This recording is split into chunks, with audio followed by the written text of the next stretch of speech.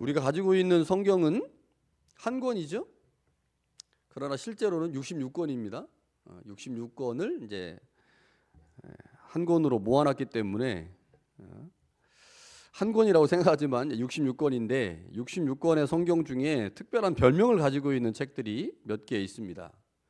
별명을 가졌다고 하는 것은 이제 그 성경이 가지고 있는 특징이 매우 강하다라고 하는 것을 의미하죠. 그 중에 하나가 야고보서입니다. 종교개혁자 루터는 야고보서를 지푸라기 서신이라고 불렀습니다. 형제 성서학자들 중에 누구도 야고보서를 지푸라기 서신이라고 부르는 사람은 아마 없을 것입니다. 그러나 루터는 그렇게 불렀죠. 최근에 제가 어떤 글을 보다가 어떤 학자가 이 야고보서를 평가하면서 이렇게 평가를 하더라고요. 만약 루터가 지금 종교개혁을 했다면 그는 로마서가 아닌 야고보서를 가지고 종교개혁을 했을 것이다. 이렇게 말할 정도로 지금 현대 그리스도인들에게 가장 중요한 책 중에 하나는 야고보서이죠. 그러나 루터가 종교개혁을 할 당시에 가장 필요했던 성경은 로마서였고 그 로마서의 말씀과 야고보서의 말씀이 이제 서로 다르다고 느꼈기 때문에 로마서를 중요하게 여기면 여길수록 그와 다른 이야기를 하는 것처럼 보이는 야고보서는 무가치한 성경으로 여겨진 거죠. 그래서 루터는 야고보서를 혹평하면서 지푸라기 서신이다 이렇게 말을 했습니다. 우리가 함께 보려고 하는 이사야도 별명이 있습니다. 이사야의 별명은요 5번째 복음서입니다. 5번째 복음. 처음 듣는 분 계시죠? 제가 설교 준비를 하다 보니까 그렇게 불리더라고요. 5번째 복음서라고 불리는 이유는 구약 성경 중에 이사야와 시편이 신약 성서에 가장 많이 인용됐어요. 가장 많이 인용됐는데 특별히 이 이사야를 보니까요. 열방 예언을 다루고 있는 13장부터 23장 그리고 히스기야 왕의 시대를 다루고 있는 36장부터 39장을 제외하고 거의 모든 장이 신약 성서에 인용이 되었습니다. 그러니까 이제 분량이나 여러 가지를 고려했을 때 신약 성서에 가장 많이 인용된 성경이 이사야이죠. 무엇보다도 이사야는 예수 그리스도를 상징하는 표현들로 가득해 있습니다. 우리가 이제 잘 알고 있는 말씀 있잖아요. 이사야서 53장 고난받는 종의 노래 뭐 이런 것들 보면 예수 그리스도를 이제 묘사하고 예수 그리스도를 보여주는 말씀들이 가득하죠. 이것 때문에 초대교회는 이사야서를 신약 성서의 하나로 여길 정도로 그렇게 생각을 했고 그래서 붙여진 별명이 5번째 복음서입니다. 자, 이사야가 5번째 복음서라고 불려진 이유 많이 인용되었기 때문만은 아닙니다. 이사야가 5번째 복음서라고 불리는 이유 중에 또 다른 하나의 이유는 이사야서에 많은 회복과 위로의 말씀이 있기 때문이죠. 예수님이 이 땅에 오셔서 하신 사역 중에 하나가 위로의 사역이잖아요. 회복의 사역이고 그런데 이사야서에 회복과 위로의 말씀이 많이 나오기 때문에 5번째 복음서라고 불리게 되는 거죠. 특별히 오늘 우리가 함께 보려고 하는 이사야서 40장은 이스라엘을 향한 하나님의 회복과 위로의 말씀이 가득합니다. 자, 오늘 이제 본문을 중심으로 하나님의 위로가 이스라엘 가운데 어떻게 나타났는지를 좀 생각해 보려고 합니다. 자, 오늘 말씀을 이해하려면 이사야서 전체에 대한 대략적 이해가 필요합니다. 우리가 지난주에 다니엘서를 보면서 다니엘의 기본적 배경이 포로였다 이렇게 말씀을 드렸는데 이사야를 이해할 때도 이 바벨론 포로가 굉장히 중요합니다. 바벨론 포로 상황이 이사야서를 나누는 중요한 기준점이 돼요. 대체적으로 학자들은 이사야서를 크게 세 부분으로 나누는데 1장부터 39장 첫 번째 부분이에요. 그리고 두 번째 부분은 40장부터 55장 그리고 세 번째 부분은 56장부터 66장 이렇게 나누는데 이렇게 나누는 중요한 이유는 각 부분의 시간과 공간적 배경이 너무 달라요. 근데 그 시간적 공간적 배경을 나누는 기준이 뭐냐? 그게 포로입니다. 포로. 그러니까 바벨론 포로 이전의 상황과 바벨론 포로의 상황 그리고 바벨론 포로 이후의 상황 이렇게 세 부분으로 나눌 수가 있습니다. 조금 더 구체적으로 보면 1장부터 39장까지는 바벨론 포로 가기 전입니다. 멸망하기 전이에요. 대략 한 150년 전에, 포로로 끌려가기 150년 전에 하나님께서 이사야를 부르셔서 이스라엘의 죄악상을 고발하는 겁니다. 그래서 이 단락에 보면 이스라엘이 얼마큼 하나님 앞에서 불순종했는지, 그 불순종했을 때 어떤 벌을 받게 되는지에 대한 이야기가 이 단락에 가득 차 있습니다. 바벨론 포로가 587년쯤이니까요. 바벨론 포로 가기 전 대략 한 150년 전. 그러니까 사실은 포로로 끌려가기 한참 전이기도 하잖아요. 그러니까 하나님께서는 이스라엘 백성들을 바벨론 포로로 이제 안 가게 하시려고 그 이전부터 이 예언자들을 보내서 이제 예언을 하게 하셨죠. 반면에 40장부터 66장, 그러니까 1장부터 39장까지는 바벨론 포로 이전 상황이고 40장부터 66장까지는 심판과 책망에 관한 말씀보다는 위로와 회복의 말씀이 더 많아요. 그리고 이 상황은 바벨론 포로기, 그리고 포로 이후 상황입니다. 조금 더 자세하게 말씀드리면 40장부터 55장까지는 바벨론 포로 상황이에요. 그래서 우리가 이제 40장을 이제 보려고 하는데 40장을 이해하려면 40장부터 55장까지가 바벨론 포로 때 쓰여진, 포로 때 예언된 말씀이구나. 그러니까 이 기본적인 배경이 포로구나라고 하는 상황을 이해해야만 40장을 이해할 수가 있는 거죠. 반면에 56장부터 66장은 바벨론 포로를 마치고 돌아온 이스라엘 사람들에게 주신 예언입니다. 그러니까 공간적 배경이 어디겠어요? 이스라엘인 거죠. 예루살렘인 거죠. 그러니까 1장부터 39장까지는 예루살렘에서 바벨론 포로 가기 전에 주신 말씀이고 40장부터 55장까지는 바벨론 땅에 있는 이스라엘 사람들, 포로 생활하고 있는 이스라엘 사람들에게 주신 말씀이고 56장부터 66장까지는 바벨론 포로를 마치고 돌아온 이스라엘에게 주신 말씀입니다. 그러니까 한 사람이 예언을 했잖아요. 그런데 한 사람이 예언을 했지만 그 예언의 시간적, 공간적 배경이 다르다 보니까 메시지가 달라져요. 그래서 우리가 이제 이사야서 굉장히 긴 책이잖아요. 한 번에 다 읽기가 쉽지가 않은데 이사야서를 읽으려면 반드시 각각의 배경이, 시간적 배경이, 그 공간적 배경이 다르다라고 하는 사실들을 이제 고려해야 합니다. 중요한 것은요, 오늘 우리가 보려고 하는 곳이 이사야 40장이니까 이사야 40장은 바벨론 포로 생활을 하고 있는 이스라엘 사람들에게 주신 말씀이다. 요거를 기본적으로 이해하시면 됩니다. 자, 오늘 본문의 1절 말씀이 내 백성을 위로하라라고 하는 말씀인데 이 말씀은 이사야서의 이제 두 번째 단락인 40장부터 55장 전체를 이끄는 주제문과 같은 말씀입니다. 그러니까 바벨론 땅에 포로로 끌려가서 고생하고 있는 이스라엘 사람들에게 하나님이 주시는 가장 강력하고 중요한 메시지가 뭐냐? 내가 너희를 위로한다. 위로한다. 그러니까 바벨론 땅에 포로로 끌려가 있는 상황이니까 그렇게 말씀을 하시는 거죠. 여기서 내 백성은 포로로 끌려간 유대인들을 의미하는데, 자, 하나님께서 이스라엘을 위로하시는 이유가 2절에 나와요. 그 2절이 뭐냐? 노역의 때가 끝났다. 그 죄악이 사함을 받았다. 그러니까 이스라엘 백성들이 바벨론 땅에 포로로 끌려가서 대체적으로 이제 역사적으로 보면 50년에서 70년 사이거든요. 예레미야에는 이제 70년 동안 포로 생활을 한다라고 되어 있지만 실제로 역사를 따져보면 50년 정도 포로 생활을 했어요. 그래서 50년에서 70년이라고 보통 이제 학자들이 말을 하는데 50년에서 70년 동안 이스라엘 백성들이 바벨론 땅에 포로로 끌려가서 노역을 하고 종살이를 했단 말이에요. 그런데 그 종살이가 끝날 때쯤에 이스라엘 백성들의 죄가 사함을 받았을 쯤에 하나님께서 이사야를 통해서 40장부터 55장의 예언의 말씀을 주신 겁니다. 그래서 요 단락을 이끄는 말씀이 내 백성을 위로하라는 말씀이고 그 위로의 근거가 뭐냐? 이제 너희들의 노역이 끝나고 너희들이 지은 그 모든 죄가 용서가 됐으니 이제 너희들이 그 땅에서 풀려나서 이스라엘 백성 이스라엘 땅으로 돌아가게 될 것이다 라고 하는 이야기를 요 단락 40장부터 55장에 하고 있는 거죠. 우리가 지난주에 본 것처럼요, 다니엘서를 통해 포로 생활을 시작하게 하신 분이 하나님이잖아요. 근데 그 하나님께서 이제 이스라엘 백성들을 포로에서 해방시켜 다시 이스라엘 땅으로 보내기로 작정하신 거죠.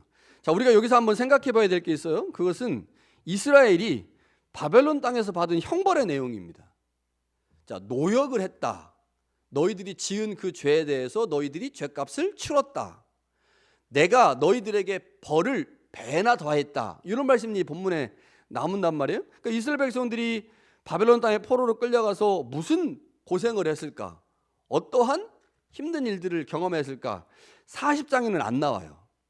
그런데 이 단락 40장부터 55장의 단락들을 쭉 읽어보면 이 단락 안에 중요한 이스라엘 백성들이 포로 생활하면서 겪었던 고난이 어떤 것인지를 말씀을 해주는데, 자, 이 단락들을 제가 집에서 한번 쭉 읽어보니까요, 이 단락에 가장 많이 나오는 내용들이 뭐냐면 하나님의 창조주 되심이 강조됩니다. 하나님의 창조주 되심. 반면에 바벨론 땅에 존재하고 있는 우상에 대한 공격과 비판이 굉장히 많이 나와요. 자, 이 단락, 이스라엘 백성들이 바벨론 땅에 포로로 끌려가 있어요. 근데 그 포로로 끌려가 있는 이스라엘 백성들에게 뭐라고 말하냐? 하나님은 창조주시다.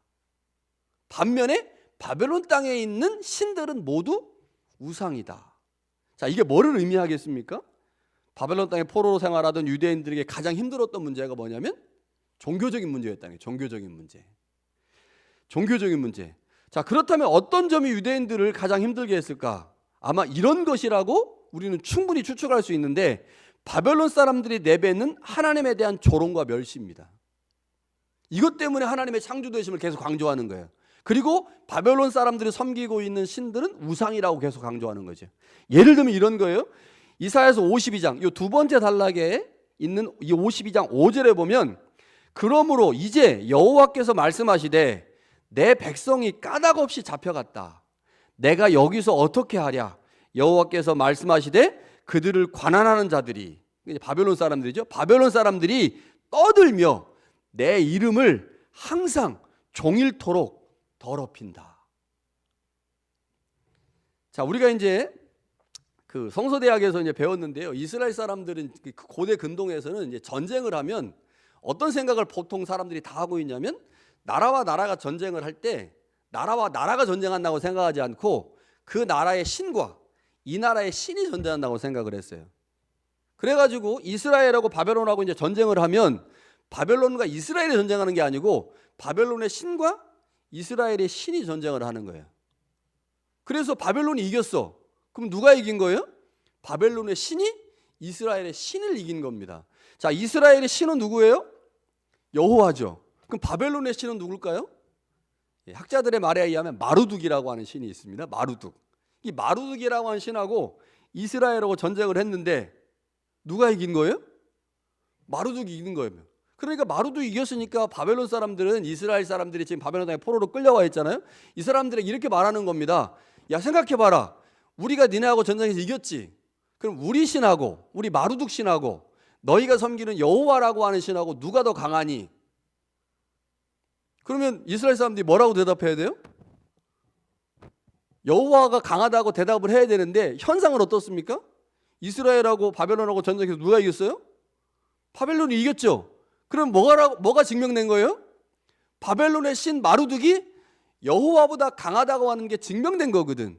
그러니까 이스라엘 백성들이 그 질문에 대답을 못하는 거예요. 속으로는 여호와가 강한데, 여호와가 참신인데, 여호와가 창조주인데, 그런데 실제로는 바벨론에게 졌기 때문에 마루둑이 강하다고 말할 수밖에 없는 상황인 거예요. 바벨론 사람들이 이렇게 여호와를 조롱했습니다. 이렇게 여호와의 백성 이스라엘 사람들을 조롱한 거예요. 야, 생각해봐라. 마루둑이 강하냐? 여호와가 강하냐? 야, 여호와가 아니고 마루둑이 강하다면 너희도 마루둑을 섬기는 게 맞는 게 아니냐? 라고 하면서 여호와를 모독하면서 그 백성 이스라엘까지 같이 모독하는 거죠. 이런 상황들을 막 계속 견뎌내야 되는 겁니다. 너무너무 고통스러운 시간들을 보낸 거죠. 자기들이 죄를 저질렀고 죄악을 저질러서 바벨론 땅에 포로로 끌려온 것은 충분히 이해가 되지만, 자신들의 죄 때문에 자신들이 섬기고 있는 하나님의 모독을 받으니까 이게 너무너무 힘든 거예요. 여러분 우리 집에서도 우리 이제 하다 보면 그런, 저 사람 내 아버지가 마음에 안 들어. 근데 내가 아버지 욕하는 건 괜찮은데 다른 사람이 아버지 욕하는 거는 못 참잖아요, 우리. 대부분 그렇지 않습니까? 내가 내 남편 욕하는 거는 괜찮아. 내 와이프 욕하는 건 괜찮아. 근데 다른 사람이 욕하는 건 못 참겠어. 그래가지고 평상시 하도 많이 막 와이프 욕하고 남편 욕하는데 제 3자가 와서 욕하기 시작하면 그 사람하고 싸우잖아요. 이상해. 이게 가족이라고 하는 어떤 끈끈한 유대감이 우리 그렇게 만드는 것 같아요. 그러니까 똑같았던 거죠. 가나안 땅에 있을 때는 이스라엘 백성들이 하나님 막 불순종하고 잘 섬기지도 않고 말도 안 듣고 막 그러다가 바벨론 땅에 포로로 끌려가가지고 자신들의 여호와 하나님이 모독받고 저주받고 아무것도 아닌 하찮은 신으로 계속 간주되니까 못 참는 거예요, 거기서. 근데 어떻게 하겠어요? 안 참으면 어떡해? 포로인데. 그러니까 막 속으로 막 그냥 골병이 드는 거예요. 끙끙거리면서. 이거를 여러분 50년, 70년 동안 해봤다고 생각해 보세요. 너무너무 고통스러운 시간들을 보낸 거죠. 그래서 하나님께서 이스라엘 백성들을 위로하면서 40장부터 55장에 중점적으로 주신 말씀이 그렇지 않다. 바벨론 사람들이 아무리 그렇게 얘기해도 나는 너희들의 창조주고 바벨론 땅에 있는 모든 신은 다 헛것이다, 우상이다 라고 하시면서 이 단락을 통해서 이스라엘 백성들을 위로하시는 겁니다. 자, 그런데 이렇게 그들의 삶의 자리에서 이 종교적인 문제 때문에 막 고통을 당하면서 이스라엘 사람들이 그 고난의 시간을 보내면서 하나님에 대한 새로운 이해를 갖게 된 겁니다. 이게 너무너무 중요해요. 자신들의 과거에 대한 철저한 반성과 함께 우리가 지금까지 믿고 섬겼던 하나님이 어떤 분이신지에 대해서 너무너무 많은 고민을 하게 된 거죠. 그러니까 내가 막 남편 욕할 때, 내가 와이프 욕할 때는 그냥 욕했으니까 막 그랬어. 근데 나가보니까 막 모든 사람 다 욕하는 거야. 모든 사람이. 그럼 어떻게 되겠어요? 내가 욕할 때는 아무 생각 없이 욕했어요. 와이프도 욕하고 뭐 남편도 욕하고 뭐 내 자식도 욕하고 뭐 아버지도 욕하고 막 욕했는데 가서 보니까 막 위니펙 안에 있는 사람들이 다 내 가족을 욕하는 거야. 그러면 갑자기 멘붕에 빠지면서 도대체 내 가족이 어떻게 삶을 살았길래 이럴까? 라고 하면서 새로운 생각들을 해볼 수 있잖아요. 이스라엘 백성들이 바벨론 땅에 포로로 끌려가서 하나님이 모독받는 상황에서 그리고 고통스러운 시간들을 보내면서 하나님에 대한 새로운 이해를 갖게 됐습니다. 뿐만 아니라 자신들의 과거에 대한 철저한 반성의 시간도 보냈다는 거예요. 이스라엘은 이때 그 어떤 시간보다 훨씬 더 많이 신앙적이고 신학적 고민들을 했습니다. 과거 가나안 땅에서 보냈던 700년의 시간보다 더 집중적으로 50년 동안 하나님과 이스라엘의 관계를 생각한 거예요. 하나님이 우리에게 어떤 분이신가? 하나님 우리에게 어떤 분이신가? 그리고 우리가 그의 백성으로 어떤 삶을 살았는가? 그리고 앞으로 어떤 삶을 살아야 되는가? 여러분, 이러한 고민들이 녹아져 있는 책이 신명기 역사서예요. 여호수아부터 사사기, 사무엘상하, 열왕기상하. 굉장히 중요한 책들인데 제가 새순교회에서 그 설교를 하지 못한 유일한 책들이 사무엘상하, 열왕기상하입니다. 제가 매번 이 사무엘상하, 열왕기상하를 설교해야지, 내가 언젠가는 이 책을 설교해야지 라고 계속 마음을 먹다가 못했어요. 이유는 뭐냐면 역사서다 보니까 책이 단락이 뭐 10절, 15절 이렇게 구분이 되지 않고 길게 돼 있지 않습니까? 그러니까 저희가 이제 목장 모임을 계속 하다 보니까 리더 모임을 하려면 성경 구절이 5절에서 10절로 딱 떨어져야 목장 모임을 하기가 편해요. 그런데 예를 들어서 뭐 사무엘상 21장과 22장을 가지고 목장 모임을 한다. 복잡합니다. 그러다 보니까 제가 이 목장 모임 때문에 역사 설교를 못 했는데, 목장 모임을 이제 한 달에 한 번씩만 이제 하게 되니까 한번 제가 고민을 지금 열왕기상하, 그다음에 이 사무엘상하를 제가 꼭 설교해야 되겠다는 생각을 계속 하고 있는데, 이때 이스라엘 백성들이 바벨론 땅에서 하나님에 대한 새로운 이해, 자신들에 대한 죄악의 근거가 무엇인지를 이해하면서 써내려간 역사서가 이 신명기 역사서고, 거기에 사무엘상하, 열왕기상하가 있어요. 너무너무 중요한 책들이죠. 하나님께서 고난의 시간, 복역의 시간을 끝내기로 마음을 먹으셨잖아요. 이유가 뭐냐? 이스라엘의 모습 때문입니다. 그러니까 70년 동안 이스라엘 백성들이 바벨론 땅에 포로로 끌려가 있으면서 그 이전과 다른 모습을 보인 거죠.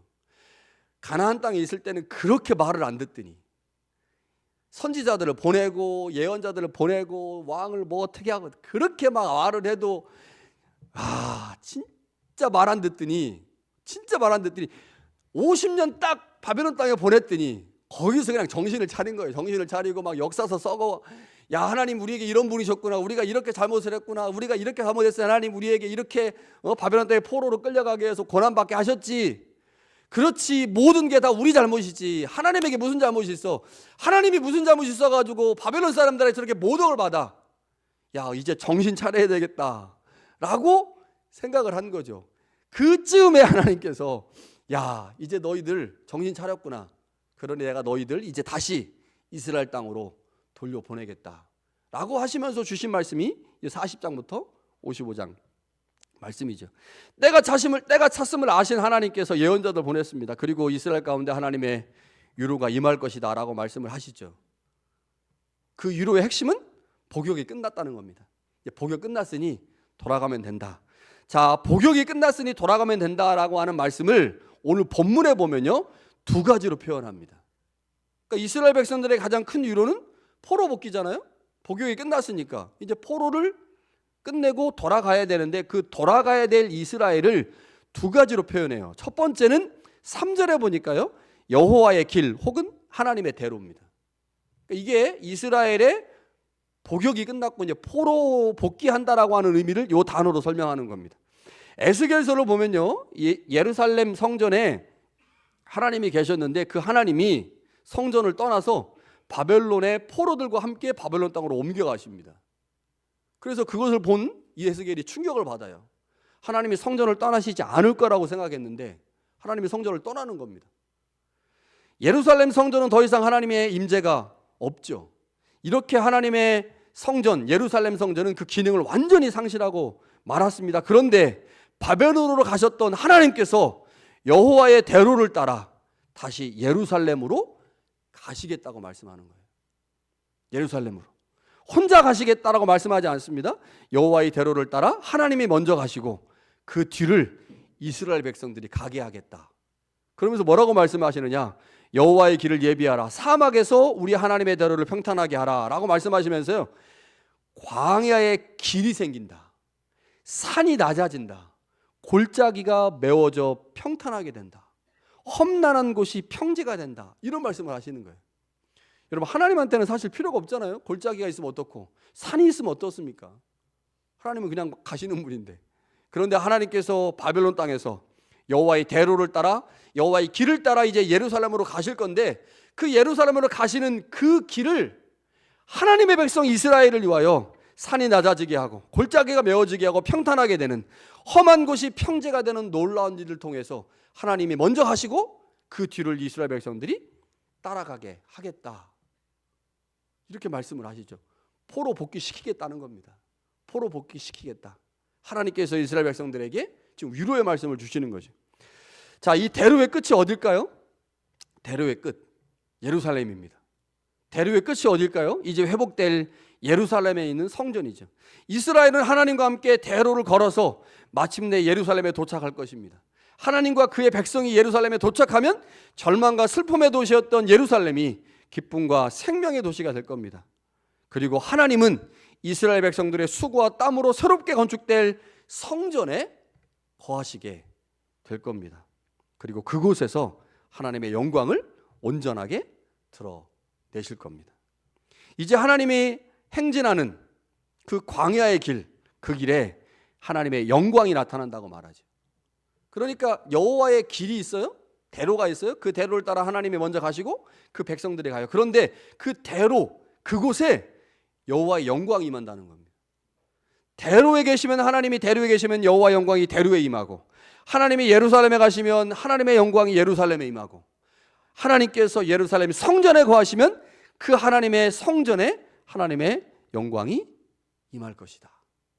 그러니까 여호와의 대로와 하나님의 영광은 하나님께서 그 옛날 이스라엘 백성들이 예루살렘에 거하면서 그곳에서 그들을 통치하시고 다스리시고 그들의 하나님이 되셨던 것처럼 이제 이스라엘 백성들을 포로에서 복귀시켜 예루살렘 성전에서 그들의 하나님으로, 그들의 아버지로 그들을 돌보시겠다라고 하는 것들을 보여주는 거죠.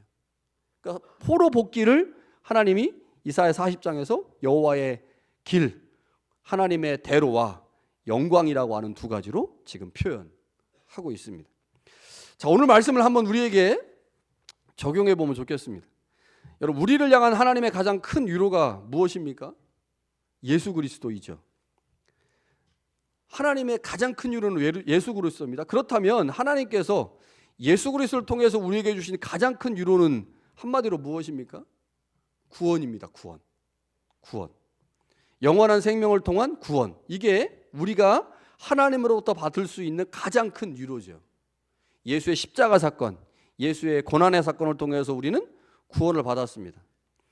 자, 우리는 어디서 영원한 삶을 삽니까? 천국에서 영원한 삶을 살죠. 우리가 여기서 구원을 받았지만 여기는 우리가 영원히 살 곳이 아니잖아요. 천국에서 우리는 영원한 삶을 삽니다. 주님께서 우리에게 영원한 생명을 주신 이유는 이 땅에서 영원토록 살라고 주신 게 아니라 저 땅에서 영원토록 살라고 주신 거예요. 저 땅에서. 그래서 바울은 고린도 후서에 보면 우리의 장막짐이 무너지면 주님께서 계신 천국에 가게 될 것이다 라고 말씀을 하시죠. 주님은 우리에게 영원한 생명과 천국을 선물로 주시려고 친히 이스라엘이 경험한 복역의 때를 본인이 스스로 감당하셨어요. 그게 뭐냐? 십자가 사건입니다. 그러니까 예수님의 십자가 사건은 마치 이스라엘 백성들이 경험한 복역의 때와 같은 것이죠.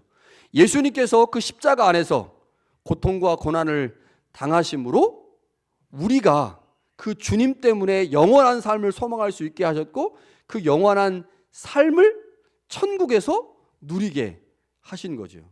자, 그런데 여러분, 이스라엘 백성들이 하나님으로부터 너 이제 포로 복귀할 거야 라고 하는 약속의 말씀을 받았지만 40장부터 55장은 아직 포로 상황이거든요. 아직 포로 상황이에요. 56장이 돼야 포로 복귀가 되는 거예요. 그러니까 이스라엘 백성들에게 내가 너희를 포로에서 복귀시키겠다, 여호와의 길을 만들고 그곳에 영광을 보여주고 그래서 너희들을 예루살렘으로 인도하고 예루살렘 성전에서 내가 영광을 너희들 가운데 보여주시겠다라고 말씀하시지만 아직 이스라엘은 어디에 있어요? 바벨론 땅에 있어요. 아직. 그것이 곧 이루어질 것이지만 아직 이루어지지 않은 거죠.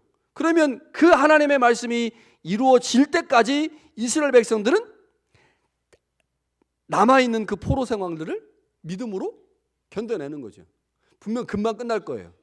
분명 금방 끝날 거지만 그게 1년이든 2년이든 남아있는 기간을 주님이 주신 약속의 말씀을 붙들고 포로 생활을 잘 마무리해야 됩니다. 여러분, 그런데요, 우리가 이제 역사적으로 보면 포로 생활 50년에서 70년 동안 한 다음에 이제 포로 복귀해라 라고 했잖아요. 포로 복귀해라 그러면 어때요? 와, 할렐루야 하면서 포로 복귀해야 될 거 아니에요. 근데 어땠을까요? 실제로는 포로 복귀 안 했습니다. 많이. 왜요? 50년 70년 동안 바벨론 땅에 살았잖아. 거기서 터잡고. 그래 안 가는 거예요. 여기 좋은데 뭐 바벨론 저기 예루살렘 가봐. 거기 가면 다시 또 막 새로운 삶을 살아야 되잖아. 그리고 50년 동안 70년 동안 살았기 때문에 바벨론 땅에 있는 사람들은 바벨론 1세대가 아니고 몇 세대예요? 2세대란 말이에요. 2세대. 바벨론 어가 더 능숙한 이런 사람들이 하나님이 야 이제 포로 복귀시킬 때니까 가라라고 한다고 우르르 가겠어요? 안 가요. 그래서 실제로 많은 사람들이 그 땅에 그냥 눌러 앉았습니다. 눌러 앉았어요. 어떤 사람만 갔을까요? 어떤 사람만? 여전히 포로 생활을 하고 있는 그때 하나님께서 이사야를 통해 주신 약속의 말씀을 붙들고 있는 사람만 간 거예요. 아무나 간 게 아니고. 하나님께서 예루살렘에 하나님의 영광을 보여주실 것이다. 하나님께서 예루살렘 성전에 하나님의 영광을 보여주셔서 내가 너희들의 진정한 창조자라는 사실을 드러내겠다라고 하는 그 약속의 말씀을 붙들고 있는 사람만 이제 예루살렘으로 돌아가라고 고레스가 선언했을 때 그 선언을 따라 간 거죠. 그 약속의 말씀을 붙들지 않은 사람은요 그냥 그 땅에 살았습니다. 여러분, 그런데 우리도 똑같다는 겁니다. 우리 구원 받았잖아요. 예수 그리스도를 통해서 구원을 받았습니다. 구원 받았어요. 영원한 생명을 우리가 소유했죠. 그런데 영원한 생명이 소유된 우리가 지금 어디 살고 있습니까? 이 땅 살고 있잖아요. 이 땅. 이 땅이 무슨 땅이에요? 바벨론 땅과 같은 악이 여전히 존재하고 마귀가 존재하고 죄가 존재하고 고난이 존재하는 이 땅에 살고 있잖아요. 그러니까 우리가 어떻게 보면 바벨론 땅에 있는 약속을 받은 이스라엘 백성들과 지금 똑같은 삶인 거예요. 예수 그리스도로 말미암아 영원한 생명을 부여받고 구원을 소유했지만 우리는 지금 어디 살고 있습니까? 이 땅에 살고 있어요. 그럼 이 땅에 살고 있는 우리가 영원한 천국에 갈 수 있는 방법은 뭐겠습니까? 이스라엘 백성들처럼 복역의 때가 끝났고 이제 너희들 바벨론 땅에서 포로로 풀려나서 예루살렘에 돌아갈 거야 라고 하는 약속의 말씀을 붙들고 있는 사람들만 그 땅을 떠나서 예루살렘으로 돌아갔거든요. 마찬가지인 거예요. 우리가 구원을 받았지만, 영원한 생명을 선물로 받았지만 영원한 생명과 구원이 어디서 실현됩니까? 저 천국에서 실현될 거 아니에요. 천국에서.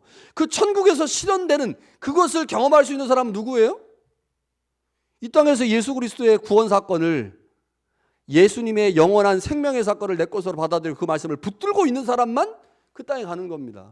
아무나 가는 게 아니고, 교회를 잘 추석했다고 하는 게 아니고, 예수 그리스도의 생명의 구원의 역사를 내가 믿고 그 말씀을 붙들고 있는 사람만 이제 곧 끝날 이 땅에서 삶을 정리하고 저 땅에 가는 거죠. 여러분, 예수님이 언제 오실지는 모릅니다. 그런데 종말이라는 게 두 가지잖아요. 하나는 역사적 종말이 있어요. 예수님이 이 땅에 오셔서 종말이 일어나는 게 있습니다. 그런데 여러분, 그렇게 종말을 맞이하는 사람보다 어떤 사람이 더 많을까요? 개인적 종말을 맞는 사람이 더 많아요. 죽으면 종말이거든. 예수님의 역사적 재림과 상관없이 내가 죽어버리면 이 개인의 종말로 역사적 종말을 맞이하는 거예요. 우리 언제 죽을지 압니까? 제가 50인데 내일 죽을지, 내일 모레 죽을지, 30년 후에 죽을지 알아요? 몰라요. 가다가 교통사고 나서 죽을지 어떻게 합니까? 그러니까 우리에게 시간이 영원한 것처럼 영원히 있는 것처럼 생각되지만 실제로 우리 안에 많은 시간이 없어요. 그러니까 내가 예수 그리스도로 받은 생명과 구원의 역사를, 그 말씀을 부여잡고 그 말씀을 내 삶의 중심으로 삼고 있는 자만 영원한 천국에서 그 구원과 생명을 누리게 된다는 거죠. 여러분, 영원한 생명을 선물로 받았지만 아직 주님께서 계신 천국에서 그 영원한 생명을 누리지 못하고 있는 그리스도인들에게 영원한 생명의 표시로, 천국에 들어가게 하실 분명한 표시로 우리에게 보여주는 게 있습니다. 그게 뭐냐? 하나님의 영광입니다. 오늘 본문에 나오는 하나님의 영광이에요. 우리는 하나님의 영광을 보면서 우리가 하나님의 백성으로서 영원한 생명을 받았다는 사실을 알게 되죠. 우리는 그 영광에 참여함으로 우리가 천국을 소유한 천국 백성이 되었다는 사실을 알게 돼요. 여러분, 그런데 하나님의 영광이 뭘까요? 영자가 무슨 영자입니까? 영화로울 영자예요. 광자는요? 빛광자야. 그래서 영광이 뭐냐? 하나님의 영화로운 빛입니다. 자, 여러분, 여기 하나님의 영광이 있을까요? 하나님의 영화로운 빛이 여기에 있습니까? 어떻게 알아요? 어떻게 알아요? 여기 하나님의 영화로운 빛이 있는지 없는지? 그러니까 하나님이 가시는 곳에, 대로에, 하나님이 계신 예루살렘에, 하나님이 계신 예루살렘 성전에 영광이 임한다고 하거든요. 그 영광이 우리가 받은 구원을 보증해 주는 거예요. 우리 안에 영광이 있으면, 우리가 모여있는 이 현장에 하나님의 영광이 임했어요? 그러면 그 영광으로 말미암아 내가 구원을 받았구나, 내가 영원한 생명을 소유했구나 라는 사실을 알게 되는 거예요. 그래서 우리 안에 하나님의 영광이 임하는 게 너무너무 중요합니다. 그 영광이 뭐예요?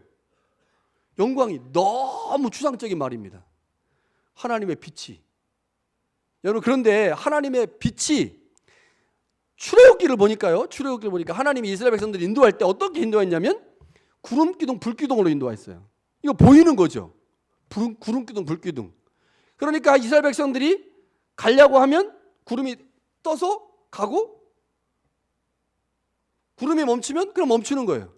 밤에는 추우니까 불 피워주시고, 낮에는 더우니까 구름 덮어주시고, 이렇게 했단 말이에요. 그래서 이스라엘 백성들은 그 구름과 불을 통해서 하나님이 자신들과 함께 한다고 하는 사실을 알았거든. 그러니까 성전에 나타나는 하나님의 빛이 이스라엘의 삶의 현장에서는 구름기둥과 불기둥으로 나타나는 거예요. 그럼 오늘 우리가 하나님의 영광을 경험했다라고 하면 무엇이겠습니까? 예수 그리스도를 통해서 우리를 위로하시고 그 예수 그리스도의 위로가 우리 안에 구원으로 나타났단 말이에요. 그러면 하나님의 영광이 우리 가운데 무엇을 의미하느냐? 우리를 향한 하나님의 구원이 지금 우리 안에 나타나는 겁니다. 하나님이 말씀을 통해서 하나님의 하나님 되심을 드러내시는데, 말씀을 듣고 있는 예배드리고 있는 우리의 삶의 자리에서 하나님이 우리의 아버지이심이 고백되는 거예요. 내가 예수로 말미암아 하나님의 구원을 경험했다는 사실을 내가 알게 되는 거예요. 그렇게 알고 경험되는 그 현장이 바로 하나님의 영광이 나타나는 현장입니다. 그러니까 눈으로 보이지 않는단 말이에요. 하나님의 영광은 이스라엘 백성들에게 하나님의 영광을 보여주시기 위해서 구름기둥 불기둥을 보여주신 것처럼 오늘 우리 안에 하나님의 영광이 뭐냐? 우리를 향한 하나님의 구원이 우리 안에서 고백되는 겁니다. 하나님의 말씀을 통해서 하나님의 하나님 되심을 우리 안에 나타나는 거예요. 이게 하나님의 영광이 우리 안에 나타나는 거예요. 여러분, 이 하나님의 영광이 나타나는 현장에서 우리는 천국과 연결되는 거죠. 여러분, 예배가 왜 중요합니까? 공동체가 모여서 드리는 예배가 왜 중요해요? 예배하는 현장에 하나님의 영광이 나타나기 때문이죠. 예배하는 현장에서 말씀이 선포되고 그 말씀이 선포되는 현장에서 성령이 일하실 때 예배드리는 우리 안에 하나님이 우리의 창조주시고 우리의 아버지라는 사실이 고백되거든요. 예수님을 통하여 우리에게 하나님의 놀라운 구원의 역사가, 생명의 역사가 나타나는 사실이 예배 현장에 나타나죠. 그렇게 하나님의 영광이 하나님의 구원과 하나님의 일하심으로 우리 안에 나타날 때 그 예배 현장이 천국과 연결됩니다. 천국과 연결돼요. 그 천국과 연결된 그곳에 우리를 자꾸 노출시킨 사람, 이 사람이 천국 가는 거야. 이 사람이 아무나 천국 가는 게 아니고 천국과 채널을 맞춘 사람. 그 채널이 어디서 맞춰져요? 예배 현장에 맞춰진다는 거죠. 예배 현장에. 하나님께서 그 옛날 이스라엘을 통해 예루살렘에 임할 영광을 선포하셨듯이 이제 예루살렘 성전에서 예배를 그리워하고 기대하는 자들에게 하나님의 위로를 선포하셨듯이 공동체가 한 마음으로 함께 예배하는 현장에 성령과 말씀을 부어주심으로 하나님이 우리를 위로하시죠. 여러분, 하나님은 우리를 위로하시는 분이십니다. 고난의 현장에 섰던 이스라엘을 위로하시기 위해 예언자를 보내셨던 그 하나님께서 우리를 위로하시기 위해서 예수 그리스도를 이 땅에 보내셨습니다. 그리고 그 예수를 통하여 우리에게 참 생명과 구원을 보여주셨죠. 그리고 그 구원과 생명이 우리 안에서 고백됨으로 우리의 삶을 통해 하나님의 영광을 선포하라고 말씀합니다. 그 영광이 선포되는 그 자리가 천국과 연결되는 자리입니다. 가장 중요한 자리가 어디예요? 예배하는 자리입니다. 그게 공동체가 모여서 예배하는 자리이든 여러분이 삶의 자리에서 하나님을 묵상하고 기념하는 여러분의 삶의 예배 자리든 예배의 자리가 하나님과 우리가 연결되는 자리고 그 예배의 자리에 우리를 노출시키고 그 예배의 자리를 참여한 경험을 갖고 있는 자들에게 천국이 선물로 주어집니다. 그런 은혜가 여러분 가운데 있기를 간절히 축원합니다.